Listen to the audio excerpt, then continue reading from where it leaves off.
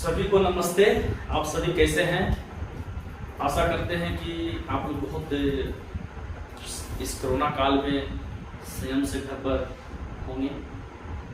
बहुत CTET aspirants को समझिए तो परेशानी भी है। बहुत सारे ऐसे एस्पायरेंट्स हैं जो एक से एक एग्जाम देने वाले थे, उनका तैयारी प्रिपरेशन घर पर तो हो रहा है, लेकिन कोचिंग संस्थान भी छूटा हुआ है। दुख भरी कहानी है, लेकिन यह भी बीत जाएगा। डोंट वरी, चिंता करने की आवश्यकता नहीं है। आज हम लोग फिर से YouTube पर आप लोग को बीच आ गए हैं। एक मंथ से आप लोग को बीच हम नहीं थे।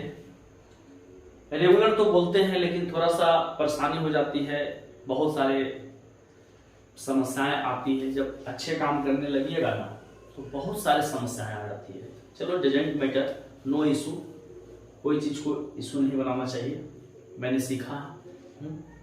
और हर परिस्थिति में चलना चाहिए। कहा जाता है कभी सुख है कभी दुख है, ये जीवन धूप छाया है, हंसी में ही बिता डालो, बिताना ही यह माया है। एक अच्छे इंसान हर परिस्थिति में, देखते हैं आज पूरा देश संकट की स्थिति में गुजर रहा है। हर आदमी, घर हो या परिवार हो, सभी अपने विवेक से काम कर रहे हैं, अपने दिमाग से काम कर रहे हैं, जिसको हम लोग साइकोलॉजी में बुद्धि बोलते हैं, इंटेलिजेंस बोलते हैं, है ना। क्योंकि देखिए, हर परिस्थिति, वातावरण में हमें एक समायोजन करना है, वातावरण के साथ, समाज के साथ एडजस्टमेंट करना है, समायोजन करना है। हर परिस्थिति को देखते हुए प्रतिकूल अनुकूल हर चीज को समझना है, बारीकी से समझना है और समझते हुए काम को अंजाम देना है ना। तो प्राचीन काल में कहा जाता था कि अगर बुद्धि है, हम लोग को पूर्वज बोलते थे, दादाजी हो गए, कि बुद्धिमान बेटा हो या बुद्धिमान आदमी हो, वो कहीं भी मार नहीं खाता है, हार नहीं खाता है, हार के बारे में सोचता ही नहीं है, और वो हमेशा अपने बुद्धि विवेक से क्या करता है, वो अपने मंजिल को प्राप्त करता है। आज भी हम लोग क्या कर रहे हैं, घर पर रह रहे हैं तो अपने बुद्धि से क्या करते हैं, YouTube से पढ़ते हैं, है ना। बहुत सारे टीचर शिक्षक हैं जो YouTube पर पढ़ाते हैं, उनका स्टडी मटेरियल देखते हैं। अगर कहीं नहीं समझ आ रहा है तो हम लोग सहारा लेते हैं, गूगल का सहारा लेते हैं, खोजते हैं, किताब पढ़ते हैं, बुक पढ़ते हैं, बुद्धि से मोबाइल पर चैटिंग वगैरह करके हम लोग टाइम पास करते हैं। चलो, डजंट मैटर, कोई बात नहीं।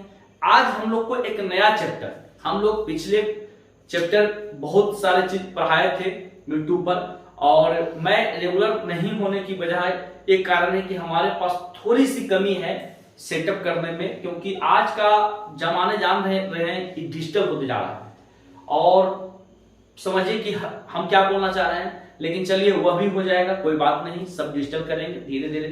हम लोग एक, आप तो समझ ही रहे हैं कि कैसे रिकॉर्ड करते हैं, कैसे पढ़ाते हैं। ऑफ क्लास की मजा, ऑनलाइन क्लास की मजा, वो था नॉट इक्वल बट क्या है, ठीक है।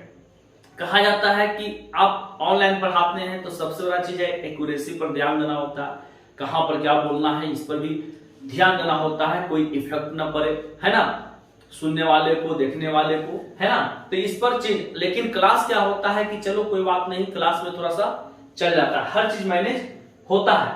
आज हम आप लोग को इंटेलिजेंस चैप्टर पढ़ाएंगे। इंटेलिजेंस चैप्टर, बुद्धि से भी हमारे सीटेट में 2 से 3 क्वेश्चन आते हैं, है ना। जिसका जितना बुद्धि होगा उतना काम होता है। कहा जाता है कि जिसके पास जितना विवेक होता है वो अपने मंजिल को पाता है ना। तो बुद्धि, देखते हैं बहुत सारे क्लास में भी लड़के बहुत सारे तेज भी होते हैं, बहुत कम तेज होते हैं, है ना। कुछ तो सबका IQ लेवल और सबका अपना अपना बुद्धि होता है। प्राचीन काल में बुद्धि को रटने की परिचायक माना जाता था, कि जो रट गया। आज भी देखिए बहुत सारे स्टूडेंट्स होते हैं, खास करके बिहारी स्टूडेंट का नियम बता रहे हैं हम लोग जैसा, कि जो चीज नहीं आता है उसको रट जाओ, है ना। और यहां तक कि विद्यार्थी क्या होता है, एक लुसेंट क्या, एक बुक को रट जाता है ना। और हम लोग अधिकतर रटने की चांस, ऐसे भी देखिए फार्मूला मैथ का बनाते हैं तो बहुत सारे कम ऐसे विद्यार्थी होते हैं जो सर पूछते हैं टीचर से, या टीचर बताते हैं कि सर a+b का होल स्क्वायर बराबर a² + 2ab + b²। तो होता है, लेकिन ये कैसे होता है ये कोई नहीं पूछता। सीधे सर आप फार्मूला बताइए सर a+b का होल स्क्वायर बराबर क्या होता है, तो a² + 2ab + b²। वो रट गया, रट्टा मार दिया। कोई भी चैप्टर देख लीजिए, चाहे वो आप आर्ट्स पेपर पढ़ते हो या साइंस पेपर, जिसको समझ में नहीं आ रहा है रट्टा मारता है और वो एग्जाम में जाता है, और अगर आ गया तो डायरेक्ट मार होता है। लेकिन हम लोग को एक टीचर बनना है, समझना यहाँ क्या, हम लोग टीचर बनेंगे, शिक्षक बनेंगे, और टीचर का कर्तव्य है कि मान लिया आप पास करने के लिए तो ठीक है रट लिए, लेकिन टीचर बनने के लिए जब आप स्टूडेंट की फेस करेंगे, स्टूडेंट के पास फेस करेंगे, तो वहां क्या समस्या आएगी कि अगर कोई स्टूडेंट एस्पायरेंट्स आपसे क्वेश्चन राइज करते हैं सपोज्ड, तो वहां पर आप फंस जाते हैं, प्रॉब्लम होता है, क्योंकि सॉल्यूशन नहीं कर पाते हैं कि a+b का होल स्क्वायर का मतलब ही क्या होता है। तो चलिए हम लोग क्या करते हैं, come to the point, don't beat about the bush, कि इंटेलिजेंस बुद्धि होता क्या है। लेकिन हमारे मनोविज्ञान में बताया जाता है कि मानव की समस्त मानसिक क्रियाओं जो भी है ना, मानव की समस्त मानसिक क्रियाओं और योग्यताओं के योग को ही क्या कहते हैं, बुद्धि कहते हैं। यानी कि मानसिक क्रिया और योग्यता जो आपके पास ज्ञान है, नॉलेज है, उसी को योग का मतलब एग्जोर, उसी को हम क्या कहते हैं, बुद्धि कहते हैं, है ना। कहीं कहीं पर देखते हैं कि ऐसा चक्कर में कहीं कहीं आप फंसते हैं कि लगता है क्या करें। आप भी क्वेश्चन जब बनाने के लिए जाते हैं, सीटेट के एग्जाम में बैठते हैं, तो 2 ऑप्शन तो मान लिया गलत हो गया, अब 2 ऑप्शन में ऐसा फंस जाते हैं, तो वहां पर क्या होता है कि पूरा माइंड लग जाता है, और कितना नॉलेज आपके पास है, कितना जोड़ता है, सब झोंक देते हैं, और लास्ट निष्कर्ष निकलता है कि न ए न बी होगा, बी न ए होगा, फिर लगता है कि नहीं अब हमको समझ में आ गया कि ए भी होगा, आप मारते हैं। तो यहां पर कहने का मतलब कि मानव की समस्त मानसिक क्रियाओं और योग्यताओं के योग को ही क्या कहते हैं, बुद्धि कहते हैं। प्राचीन काल में बुद्धि की रटने की प्रचायक माना जाता था। हम बोले ना कि बुद्धि को रटने की प्रचायक माना जाता था कब, प्राचीन काल में। लेकिन इन मॉडर्न टाइम अब ऐसा नहीं रहा, अब क्या है, समझना है, समझकर विवेक से काम लिया जाता है। क्योंकि देखिए ज्ञान है तभी ना हम उपयोग करेंगे। बुद्धि का प्रयोग कब होता है, जब आपके पास ज्ञान होता है ना। दोनों अनुनासिक संबंध है, ज्ञान है तो एक से एक नॉलेज है तो एक से एक दिमाग खुलेगा कि नहीं ऐसे करना है, ऐसे करना है, सर ऐसे पढ़ाए तो ऐसे पढ़ाना है ना। हर तरह का, जैसे आपके पास कभी आप देखे होंगे कि बुद्धि कभी कभी एकदम टैलेंट काम करता है और अचानक काम करता है। जैसे आप लोग कभी कभी टीचर अगर पढ़ा रहे होंगे तो एकदम याद करिए कि कुछ वैसे शब्द को एकदम दिमाग में आता है कि सर बोले और वो कैच हो गया और जीवन भर नहीं भूले। जैसे हम लोग को सर पढ़ाते थे एक 6th क्लास में कि वो बताए थे कि इतिहास का जन्मदाता हेरोडोटस होता है, और जैसे ही बोले आज तक हमको याद हो गया और वो कभी भूले नहीं। और कभी कभी कुछ समस्याएं आती है और हम पढ़े हुए हैं तो अचानक याद आता है कि वो यहां पर यह होगा। तो कहने का मतलब है कि रटने की बहुत सारे आदमी रटते थे, तो चलो वह भी काम आता है ना। चलो ठीक है, बुद्धि वह योग्यता है, बुद्धि क्या है, वह योग्यता है, वह क्वालिटी है जिसके माध्यम से व्यक्ति विचार विमर्श करता है ना। अगर बुद्धि है, अगर आपके पास योग्यता है तो क्या करेंगे, किसी बात पर क्या करेंगे, विचार विमर्श करता है, निर्णय लेता है, नियंत्रण करता है, सोच समझकर उपयोगी अनुपयोगी का चयन करता है। बुद्धि क्या क्या करता है, विचार विमर्श करता है। बुद्धि क्या है, जस्ट लाइक योग्यता है ना, आप क्वालिफिकेशन है ना, आपके पास नॉलेज है ना। तो आपके पास कितना नॉलेज है, जब नॉलेज रहेगा तो बुद्धि क्या करेगा, विचार विमर्श करेगा है ना, निर्णय लेगा, नियंत्रण करता है, सोच समझकर उपयोगी अनुपयोगी यानी जो आपके लायक है, जो आपके लायक नहीं है उसको चयन करता है, तथा वातावरण के परिस्थितियों के शिकार नहीं बनता है। अगर देखते हैं वातावरण, बहुत सारे परिवेश अगर सही ढंग से है तो ठीक है, नहीं है तो वहां पर भी एडजस्ट करता है। तो वो कौन करता है, यानी कि बुद्धि करता है, यानी कि जो आपके पास योग्यता है। तब बुद्धि वह योग्यता है जिसके माध्यम से हम क्या करते हैं, अपने आप को एडजस्ट करते हैं। समझ गए ना। आगे हम लोग देखेंगे इसका परिभाषा। और देखिए, तो हम लोग बुद्धि की परिभाषा के बारे में जानते हैं कि डिफिनेशन ऑफ इंटेलिजेंस, यानी कि बुद्धि की परिभाषा कई शिक्षाविद ने हर स्तर के अनुसार दिया है ना, हर स्तर के अनुसार। जैसे मान लिया कि बुद्धि का परिभाषा अधिगम के योग्यता के अनुसार, पहला कई भागों में बांट के इसका परिभाषा है ना दिया गया है, बुद्धि की परिभाषित किया गया है। जैसे अधिगम के योग्यता के अनुसार है ना बुद्धि के बारे में क्या कहा गया, ठीक उसी प्रकार से समस्या समाधान की योग्यता के अनुसार बुद्धि के बारे में कौन सा शिक्षाविद कौन सी परिभाषा किस टाइप का दिया है। ठीक समायोजन की क्षमता के अनुसार शिक्षाविद ने कैसा परिभाषा दिया है, अमूर्त चिंतन की योग्यता के अनुसार शिक्षाविद ने कैसा परिभाषा दिया है, ज्ञान प्राप्ति की योग्यता के अनुसार शिक्षाविद ने कैसा परिभाषा दिया है। हमें समझना क्या है कि कुछ भी हो, बुद्धि को अगर हम समझ गए कि व्हाट इज बुद्धि, बुद्धि क्या है, तो हम सारा चीज को समझ लेंगे, है ना। तो सबसे पहले अधिगम की योग्यता के अनुसार बकिंघम एक शिक्षाविद है ना, जिन्होंने परिभाषा दिया है बकिंघम के अनुसार कि सीखने की शक्ति ही बुद्धि है, यानी कि बुद्धि क्या है, सीखने की शक्ति ही बुद्धि है। हम जो भी चीज सीखते हैं, वास्तविक बात है, लर्निंग है ना, लर्निंग मतलब सीखना, लर्न मतलब सीखना है ना, इसको साइकोलॉजी में हम लोग अधिगम कहते हैं। सीखने सिखाने की कला को हम लर्निंग कहते हैं, जिसको साइकोलॉजी में हम लोग अधिगम हिंदी में कहा जाता है। तो सीखने की शक्ति, आज हम एबीसीडी सीखे, तब हम इंग्लिश बोलते हैं, शब्द का ज्ञान हो, शब्द का जैसे ज्ञान हो, हम सेंटेंस बनाना सीखे, सेंटेंस का ज्ञान हो। ठीक उसी प्रकार से हमने कुछ भी पहले स्टार्टिंग के होंगे तो वर्णमाला से क्यों, धीरे धीरे शब्द आ गया, शब्द से आ गया सेंटेंस आ गया। उसी प्रकार से क्लास बाय क्लास हमने क्या किया, गेट द नॉलेज किया। और जब गेट द नॉलेज हो गया तो हम क्या कर रहे हैं, आज प्रोवाइड कर रहे हैं, प्रदान कर रहे हैं और हम यूज कर रहे हैं। तो उसी प्रकार से जो भी चीज सीखते हैं, सीखना ही क्या हो गया, बुद्धि हो गया। तो सीखने की शक्ति ही क्या है, बुद्धि है। किसके अनुसार, बकिंघम के अनुसार। ठीक उसी प्रकार से डियरवॉन एक शिक्षाविद है, बहुत अच्छे, उन्होंने क्या कहा कि बुद्धि सीखने या अनुभव से लाभ उठाने की क्षमता है, एबिलिटी है। बुद्धि सीखने या अनुभव यानी सीखने से लाभ उठाने की क्षमता है। वास्तविक बात है, आज बुद्धि क्यों अप्लाई करता है, हर इंसान अपना अपना दिमाग लगाता है, ब्रेन लगाता है, क्या खराब चीज के लिए, अच्छा चीज के लिए लगाता है ना। कोई भी चीज से हम बुद्धि लगाते हैं, क्यों, क्योंकि फायदा होगा।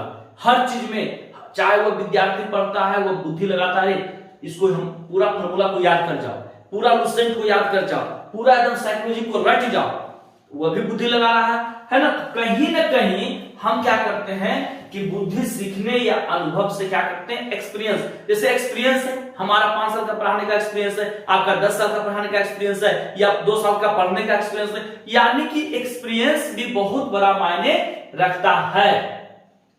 ठीक उसी प्रकार से गाल्टन महोदय ने क्या कहा है कि बुद्धि पहचानने तथा सीखने की शक्ति है। पहचानना भी बहुत बड़ा चीज है। हम स्टूडेंट को क्या करते हैं, पहचानते हैं, हम जानते हैं, जानना पहचानना, जानते हैं कि आपका नाम दीपक कुमार है, ठीक है, लेकिन पहचानते भी हैं आपको, है ना, कि आप किस टाइप का स्टूडेंट्स है, पढ़ने वाले हैं या नहीं है। तो बुद्धि क्या है, पहचानने तथा सीखने की शक्ति है, पावर ऑफ लर्न, है ना, आने की power of learning and recognisation, आने की आप पहचानते भी, पहचानने तथा सीखने की शक्ति है, क्या, पावर, यानी कि सीखने, हम सीखते भी हैं और पहचानते भी हैं, उसको हम क्या कहते हैं, बुद्धि कहते हैं। किसके द्वारा, गाल्टन महोदय के द्वारा। अब देखिए अधिगम की योग्यता के अनुसार बकिंघम ने दे दिया, डियरबॉर्न ने दे दिया, गाल्टन ने दे दिया, लेकिन अब दूसरा परिभाषा आता है समस्या समाधान के योग्यता के अनुसार। समस्या समाधान के योग्यता के अनुसार बुद्धि क्या है? तो वर्ट महोदय ने कहा है कि बुद्धि में निर्णय करने, नियंत्रण करने तथा समझने की योग्यता होती है, जिसके माध्यम से समस्या का समाधान होता है। ऐसे भी समझ लीजिए, अधिगम की योग्यता के अनुसार, अधिगम मतलब सीखना, तो इसके अनुसार बुद्धि जो भी परिभाषा है मान लिया।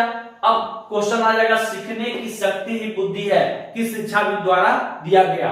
अब वहां पर 3 गो शिक्षाविद का नाम दे दिया जाएगा, अब उसमें बकिंघम रहेंगे, तो आप किसको मारेंगे?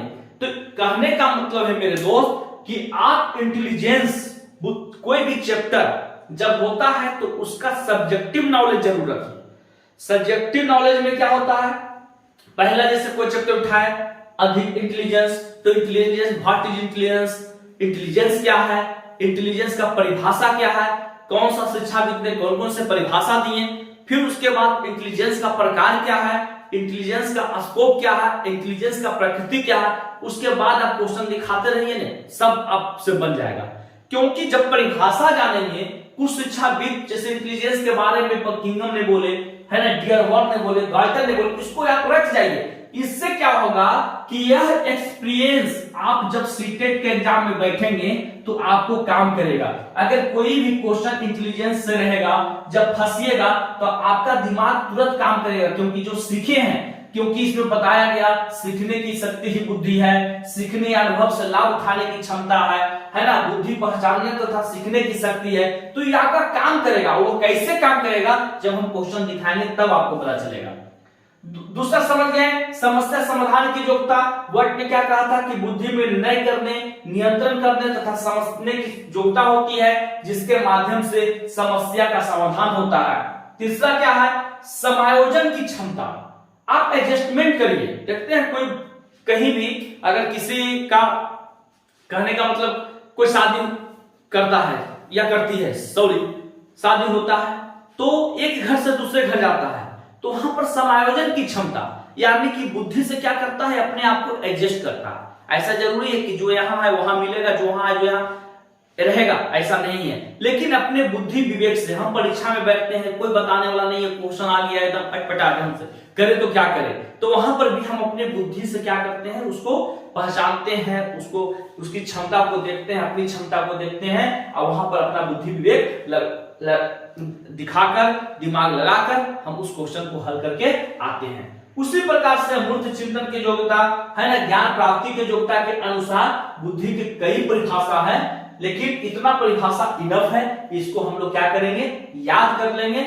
और याद करने के बाद अब हम देखिए चलते हैं काइंड्स ऑफ इंटेलिजेंस। अब काइंड्स ऑफ इंटेलिजेंस में क्या कहता है, अब हम लोग देखिए देखते हैं कि types of intelligence. The types of intelligence में भी बुद्धि को हर तरह दार्शनिक जो होता है, शिक्षाविद जो होते हैं, वह क्या किए, अपना अपना मत दिए। जैसे गैरेट महोदय के मतानुसार, गैरेट है ना महोदय के मतानुसार टाइप्स ऑफ इंटेलिजेंस को 3 भागों में बांटा। पहला भाग मूर्त बुद्धि, दूसरा भाग अमूर्त बुद्धि और तीसरा भाग सामाजिक बुद्धि। यानी कि बुद्धि को हम लोग 3 भागों में बांटकर पढ़ते हैं। यानी कि बुद्धि, टाइप्स ऑफ बुद्धि को गैरेट मतानुसार हम 3 भागों में बांटते हैं, मूर्त बुद्धि, अमूर्त बुद्धि और सामाजिक बुद्धि।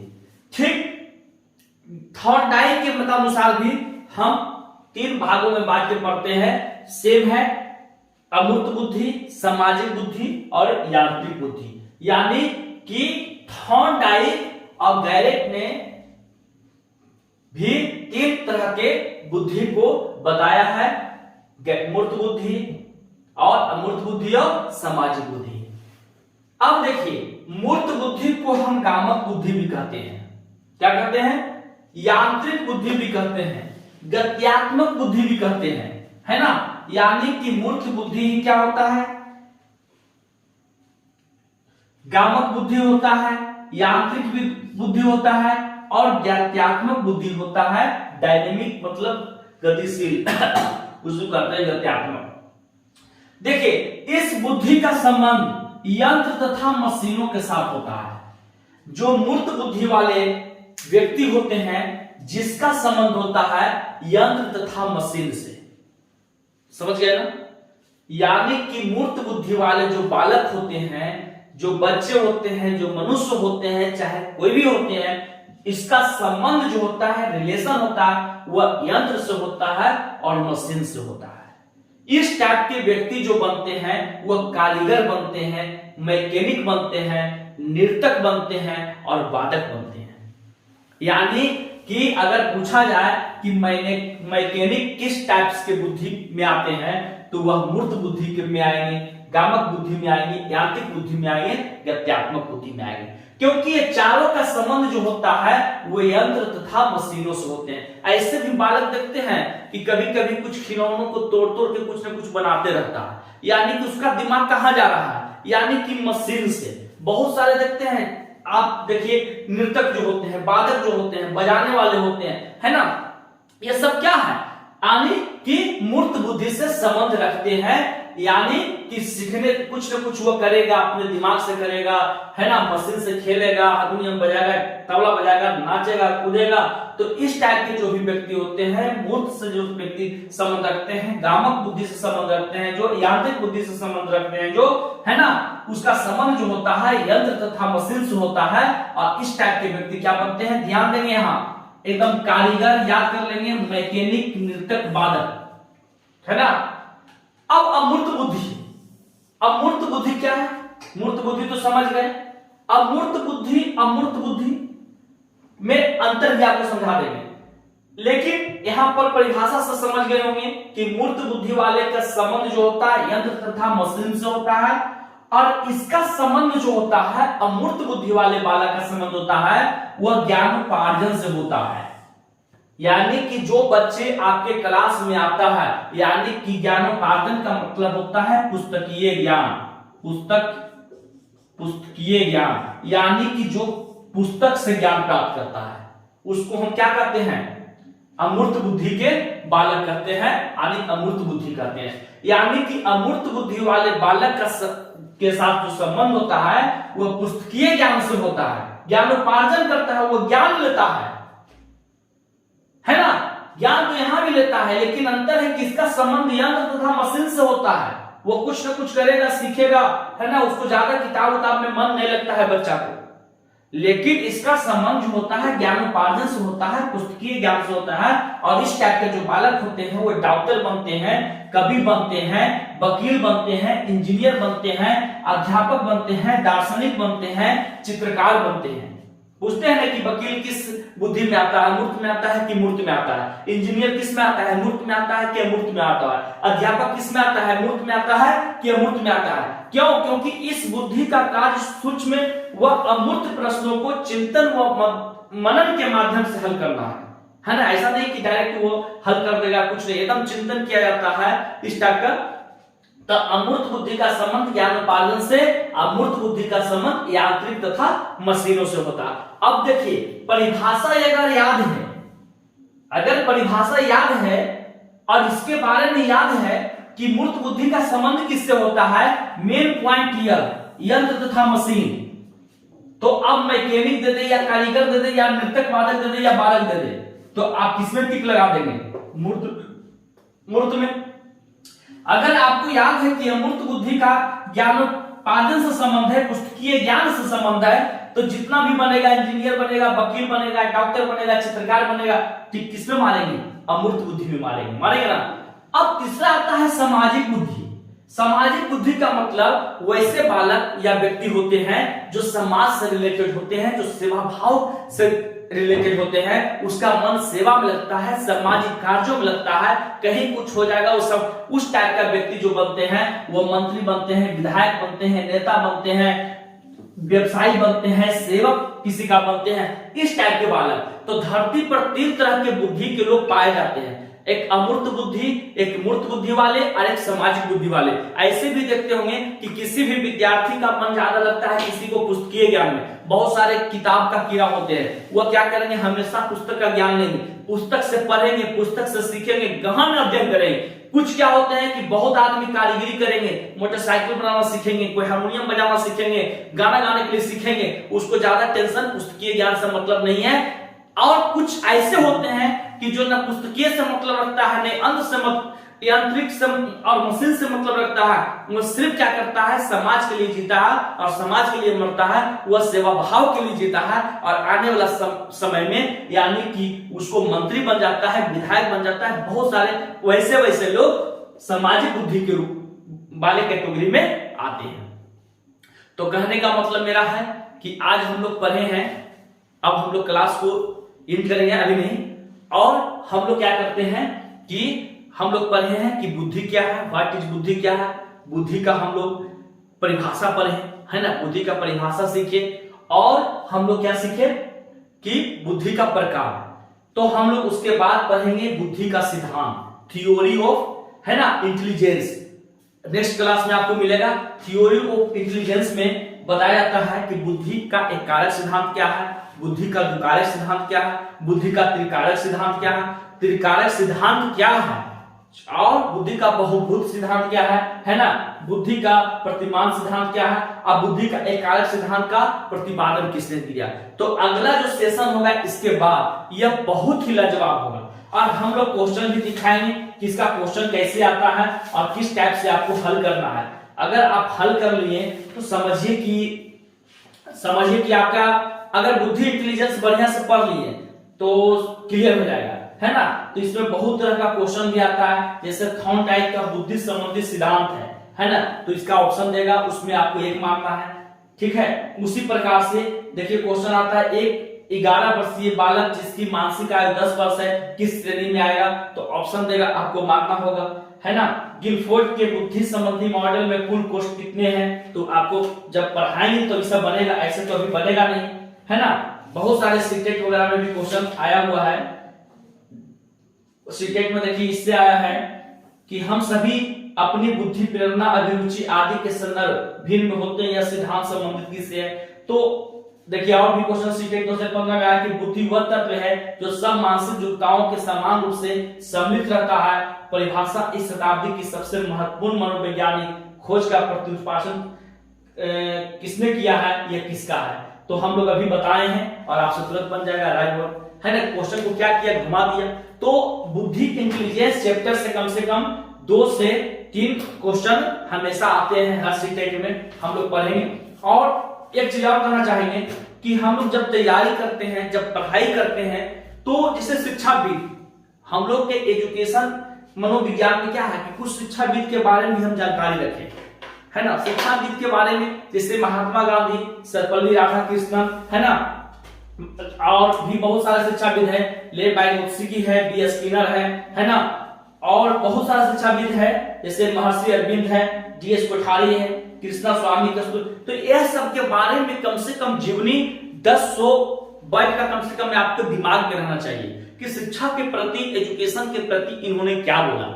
जब इसके बारे में अगर ज्ञान रहेगा, आपके दिमाग में रहेगा, तो आप खुद ब खुद क्या करेंगे, वो क्वेश्चन को हल कर लेंगे। तो आज का क्लास हम आप लोग को यहाँ ही देते हैं, एकदम आप लोग आइए, हम आपके साथ जुड़े रहेंगे। आप देखिए जितना रिस्पांस देंगे, आप वीडियो को देखिए, शेयर करिए, लाइक करिए, कमेंट करिए और चैनल को सब्सक्राइब भी कर लीजिए अगर अच्छा लगता है तो, और लोगों को बताइए और अधिक से अधिक जुड़िएगा ना, तो हमको पढ़ाने में भी मन लगेगा। और जब लगातार कंटिन्यूटी होगी तो बहुत अच्छा हो जाता है। 1-2 दिन थोड़ा सा लगेगा क्योंकि 1 महीना के बाद हम अपने चैनल पर फिर से आ गए हैं और अभी लॉकडाउन रहेगा। अभी चिंता नहीं करिए, आपको ऑनलाइन ही पढ़ना है, ऑफलाइन से फायदा है ऑनलाइन, क्योंकि ऑनलाइन में तो आपको पैसा लगेगा नहीं, पैसा मांगेंगे नहीं। ऑफलाइन में तो भैया पेमेंट दीजिए तो पढ़िए। तो आप जितना मस्ती के साथ आप पढ़ाई कर सकते हैं और मेरा वीडियो को देख सकते हैं। थैंक यू, धन्यवाद।